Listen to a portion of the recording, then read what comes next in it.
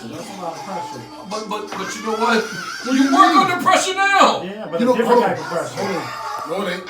Thank you. You need to hit him in the head right now. Hey, you know what? Go outside, smoke one. Think about it. Think about it. The kids that you interact with every single day, eventually they're going to become adults, right? Eventually they're going to become the lawyer, the doctor, the gas station attendant. They're going to become something that provides a service to you. So, that Fortune 500 company you trying to get is in your classroom every single day. That's the Fortune 500 company. And you're selling to it every day. We are back, y'all. Ooh, we had some hot topic off here. The street, huh? Off the air. That's the bus. Off the air. This is not as on the air. We're in the last segment. We are 9/11 tribute. Today is 9/11. And it's a time of reflection. Talk about the day. We off air. We actually talked about the day, what actually happened. So we're each gonna go around and say a little piece. My thing with 9/11, I was living in Charlotte, North Carolina, working in the school system, and when all that popped off, and I just want to say that hopefully the country has grown from that.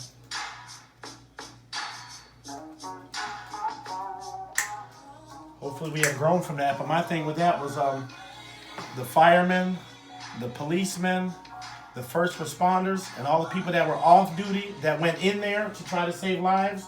Those that were in the mess when it was going down, trying to save lives. Those are the real heroes. Those are the superheroes. It's not DC Comics. It's not Avengers, Justice League. The real superheroes were those that went into that mess, could have stayed on the outskirts, could have stayed home, and tried to save lives. Those are American heroes, and salute them every day, not just on 9/11. Every single day we salute them. Johnny Quest, Dr. Quest. Yeah, I'm so grateful for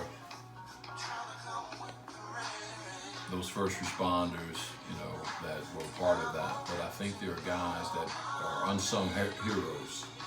Steve Mulberry, who was a kid that grew up with me, who was a part of the inside of the building in the towers, and actually was trying to help and save lives and ended up losing his life. Todd Beamer, who worked with me at Oracle Corporation, who was on the plane and was famous for the "Let's Roll" comment and trying to stop the hijackers of the plane that flew into Pennsylvania. And you said something off here. You flew with him, right? Yeah. You were supposed to be on that plane? So I can get ready to get there. By the grace of God, I used to fly every Monday morning out of Dulles Airport from Dulles to the West Coast.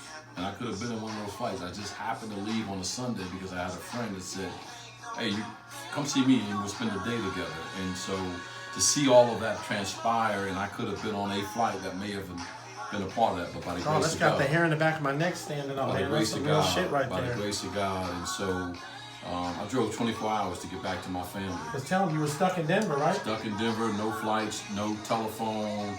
By the time Wednesday came around, I still wasn't, no one could fly. Your wife was home alone with two little ones? Wife home alone with a 1 and a 3-year-old. And said, it's crazy. We have flyovers and jets and Air Force planes coming to protect the airspace. It was a war zone, and so I drove 24 hours to see my wife. And so I'm grateful for the way we came together as a country. I will say this, the funny moment of that trip was I actually did not know cell phones and gas tanks did not work together. Like having a cell phone in your ear around a gas tank had the potential to be explosive. Yep. And so there was an old guy in Wheeling, West Virginia, who came out with a shotgun and woke me up. I told you it was a 24-hour drive. I literally drove the whole time, never slept.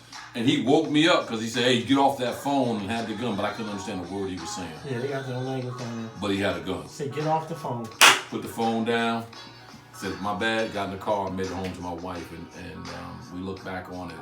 And we're grateful for all that occurred. One, not being on the flight, the first responders, and our country coming together. If that don't bring a country together, I don't know what was. Disgruntled guy, your thoughts on 9/11? Two things. The first, I would like to thank all of those first responders for all of the, all of the things they've ever done. I'd like to give a special shout out to all of the people in both towers that lost their lives and sacrificed, and those things will always be with me. It actually thrust me into a situation that provided opportunities for me throughout the rest of my life. I was actually at Bowie State University at the time, and I was a student, and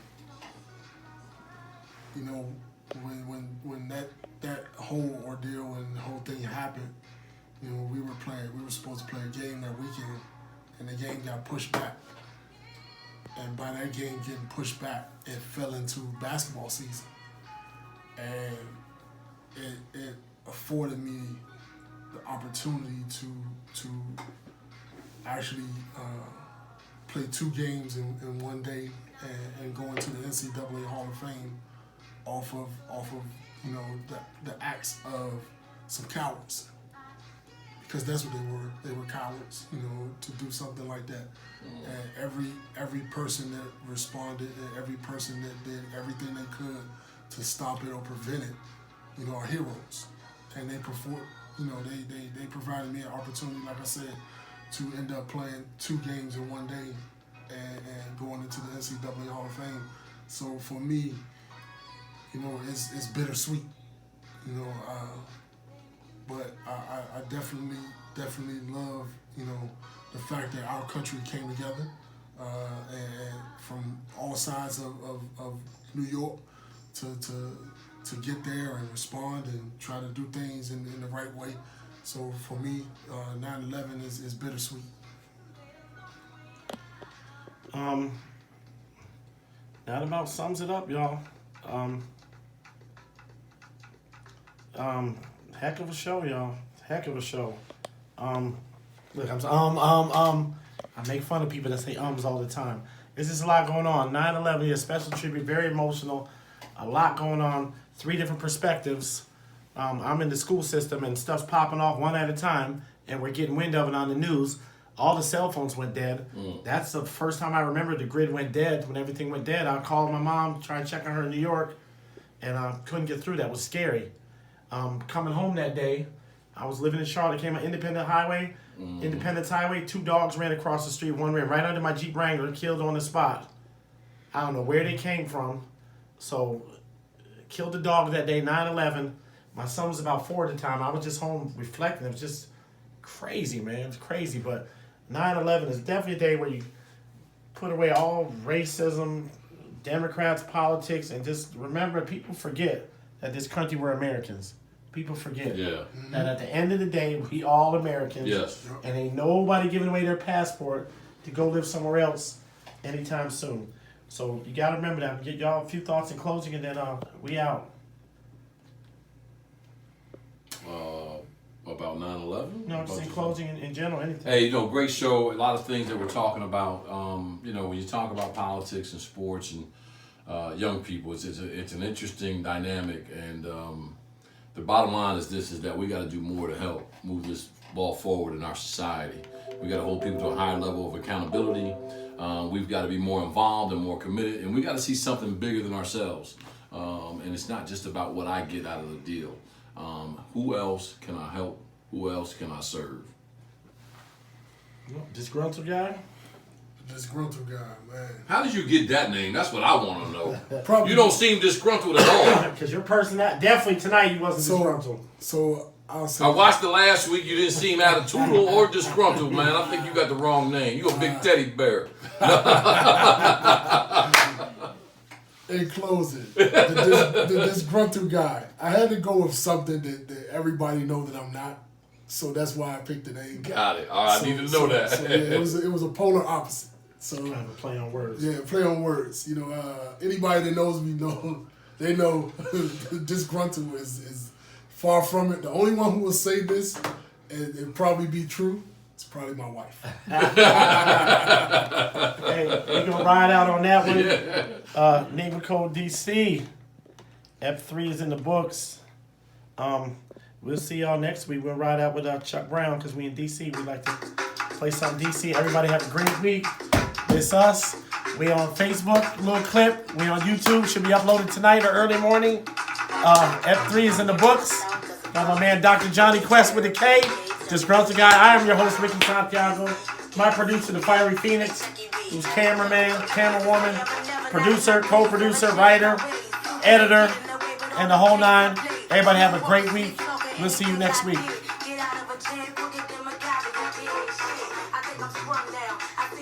So that coaching staff, check these names out on that coaching staff. Barney Kiffin, Lane Kiffin, Joe Barry. Hold on. Marty Kiffin was the father of the defense. Go, you going, bro. Yo, I can stop right there and feel like, yo, y'all supposed to win it every year. Joe Barry, White Thomas, Lee Morris,